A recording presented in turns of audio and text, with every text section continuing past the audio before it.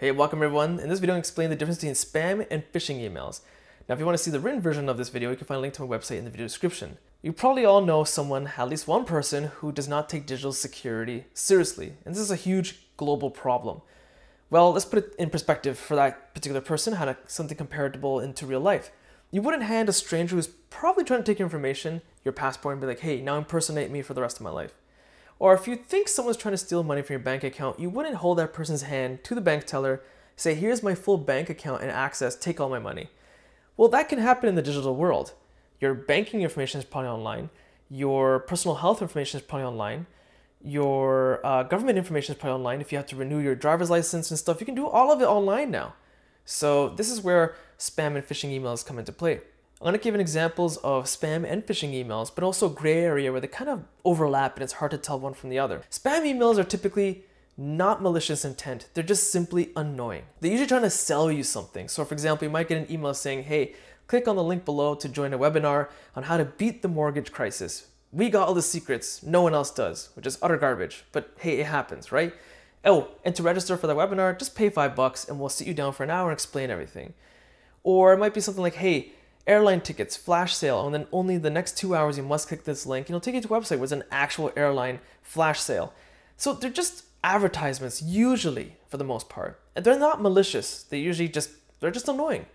It's an equivalent to real life junk mail. No, I mean like actual junk mail you get in your mailbox.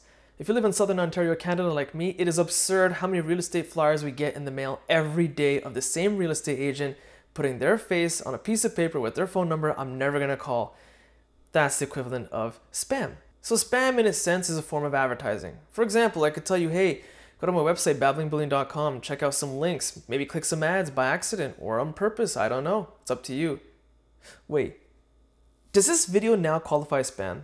Because I told you to visit my website, but spam is email. So this is a van? Just go to my website, damn it. Don't waste any time. Anyway, now we're switching over to phishing emails. Phishing emails are malicious in intent. They are evil, they are bad. You need to stay away from them.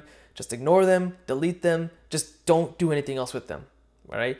So phishing emails have costed people hundreds of millions of dollars worldwide recently, especially during the pandemic. So you're only talking recent times, the last couple of years. Now, I give you the example of spam and the real life equivalent being junk mail in your mailbox. Well, the phishing equivalent in a real life example is someone coming up to your door pretending to say, hey, I am doing an inspection on everyone's furnace. Can I please come in and do an inspection on yours? Then suddenly you let them in, they tie you up, they take all your money, all your shoes, because maybe you got nice shoes, even though they're probably stinky, which is weird. I think they have some sort of weird fetish.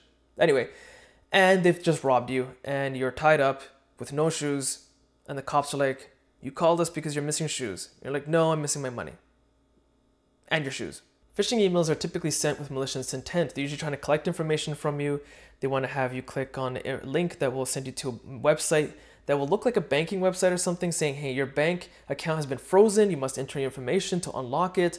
Or it might actually take you to a website where you're going to download a virus or some other ransomware software. Sometimes a phishing email will not even have a link in the email body. They'll try to impersonate something like, say, your bank, and they'll say, hey, your new personal tax information is now attached in the PDF.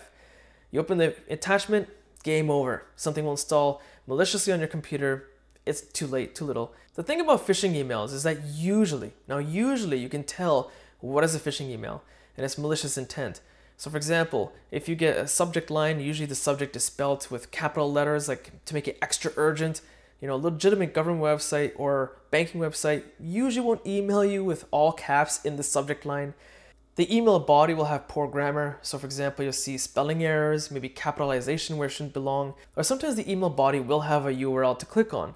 It'll be something like Jumanju Banking. That's the name of your bank for whatever reason. But when you hover the link, it'll go to evilwebsite.com.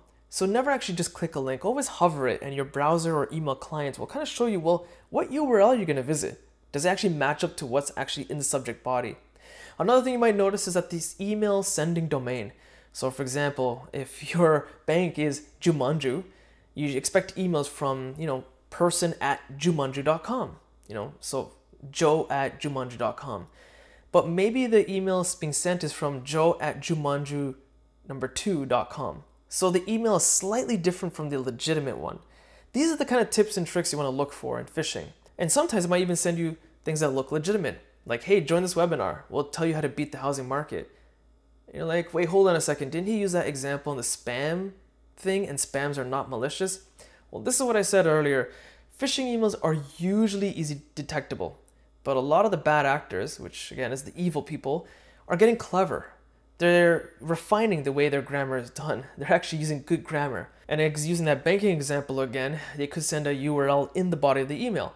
Typically, you would go to Jumanju, J-O at the end, .com. But they might have bought the website called Jumanju with J-O-O.com at the ending of the URL. And it's such a small detail, it's hard to tell the difference. You'll think, yeah, that's my banking website, I'm gonna go to Jumanju.com, except you went with the one with an extra O at the end of the spelling, and now you've downloaded 10 million viruses and you affected the entire world with ransomware, and all the power grid is gonna shut down. Congratulations.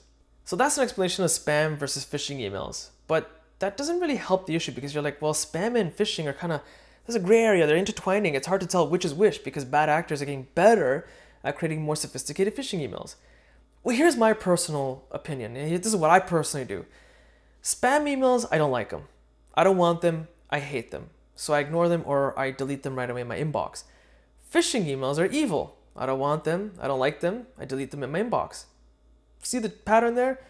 If you don't want spam because they're not wanted, that's why they're called spam. You don't want phishing because you don't want them. Just delete everything.